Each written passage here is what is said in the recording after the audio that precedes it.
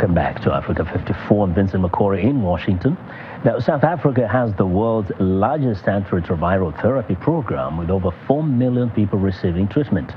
But the ARV drug therapy, regarded by many as a panacea for HIV, is complicated and comes with a number of side effects, both physical and mental. As viewers Zahir Kasim explained from Johannesburg, perceptions of those side effects and the complex nature of the treatment has brought a new serious problem. Many people just do not want to take the drugs anymore.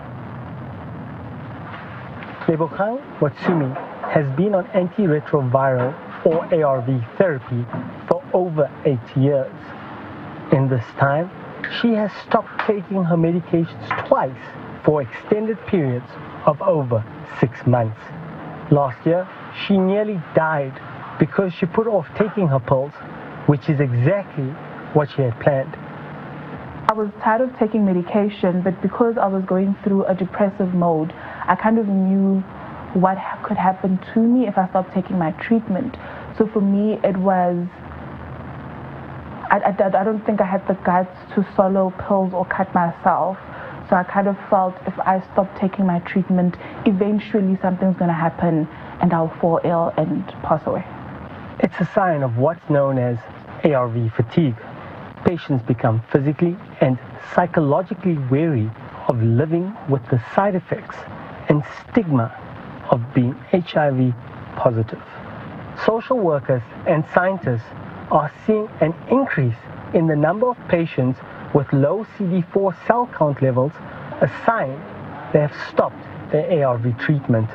You know, treatment fatigue is a qualitative concept, not a quantitative one. So measuring treatment fatigue is quite difficult.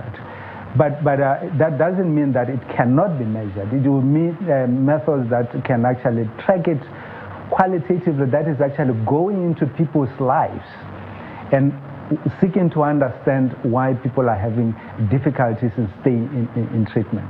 Speaking at an event to mark the 30th anniversary of World AIDS Day, activist Sadie Brown says more efforts need to be focused on the psychological well-being of people receiving the treatment.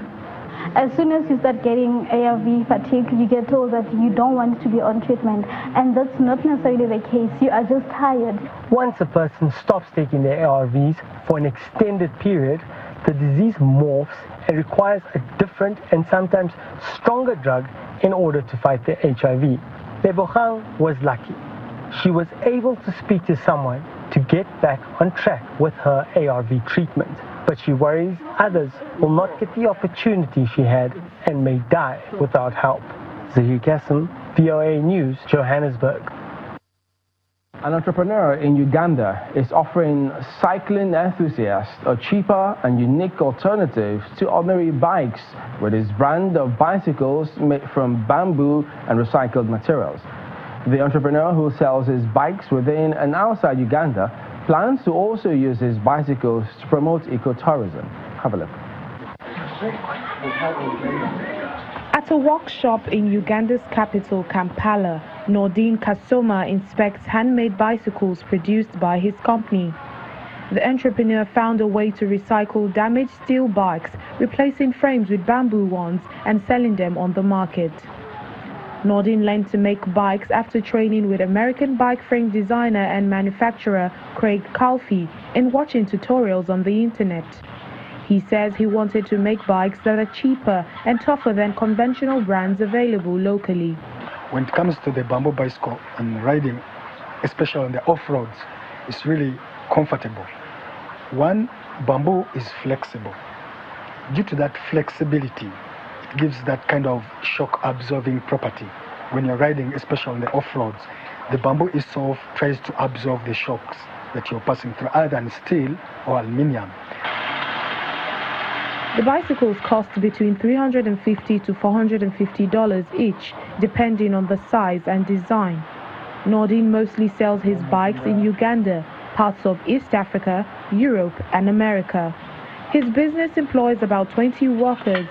He also has several young apprentices that he's teaching the unique production specifications of his bicycles. We get geometrical diagrams of different types of bikes and different sizes. We normally make mountain bikes, city bikes, and travel bikes, and then we have the road bikes, the racing bikes. So every type of bicycle has different geometry and different sizes. He says he chose to work with bamboo because it can be easily found in the country, grows fast, and can be sustainably harvested. The bicycles are growing in popularity and have featured in various tournaments.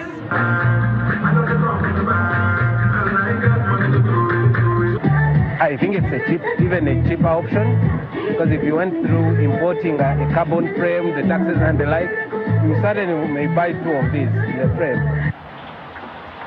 Nordine is working on plans to expand his factory and promote bicycle tourism in the country, which is already a popular African tourist destination that boasts of game parks and other attractions. Kenya has recently declared giraffes as critically endangered and launched a recovery plan to fight habitat loss, poaching and disease. VOA's Marema Diallo reports. The giraffe population in Kenya has dropped 40% in the last 30 years, according to Charles Musyoki, Acting Director General for Kenya's Wildlife Service. The Rothschild giraffes in particular, we have only 659 remaining. And there are only 2 countries in Africa that have Rothschild giraffes, Kenya and Uganda. And I think the largest proportion of those giraffes is actually in Kenya. He says the country's recovery plan would address all the factors causing the population decline.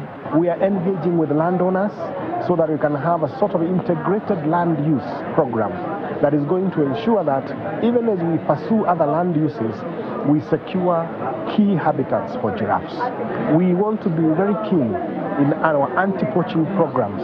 We are very keen at looking at infrastructure developments, because most of the infrastructure developments that are taking place are basically encroaching on habitats for giraffes. At the Giraffe Center in Nairobi, eco-tourist Cody Heyman laments what's happening to the giraffe population. These are beautiful animals. You know, I love giraffes. I love all wildlife.